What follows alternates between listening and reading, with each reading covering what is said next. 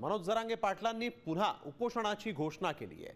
राज्य सरकार आता ॲक्शन मोडमध्ये आलेलं आहे। आज सह्याद्री अतिथीगृहात मराठा आरक्षण उपसमितीची एक महत्त्वाची बैठक पार पडते आहे आणि या बैठकीत मराठा समाजाला आत्तापर्यंत मिळालेल्या योजनांचा आढावा घेतला जाणार असून मराठा कुणबी नोंदी, प्रमाणपत्र वाटपाची सद्यस्थिती आणि प्रलंबित प्रकरणांवर चर्चा होणार आहे। तसंच मराठवाड्यातील सर्व जिल्ह्यांच्या जात पडताळणी समित्यांसोबतही चर्चा केली जाणार आहे।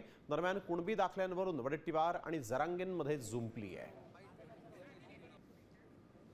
जरांगे पाटीलचं ज्ञान हे पुस्तकातून आलं नाही तर आभाळातून आलेलं आहे।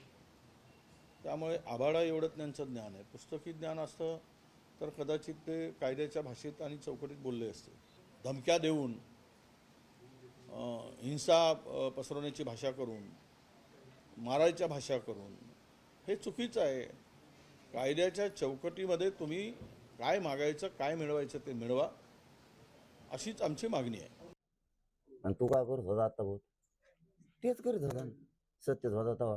ते राहुल गांधी हे सांगितलं का मराठीच्या विरोधात बोल म्हणून? राहिले काँग्रेस बोटावर सुद्धा मदत करायला नाही काँग्रेस आणि बेसराम। कशाला घाल तू खड्ड्यात? नीट राह ना, तू कितीही बोलला तरी मी आरक्षण घेणारच आहे। काँग्रेस कशाला डुबी तू? साम टीव्ही मला बघायला आवडतो कारण त्यावर दाखवल्या जाणाऱ्या बातम्या रिलेट करतात।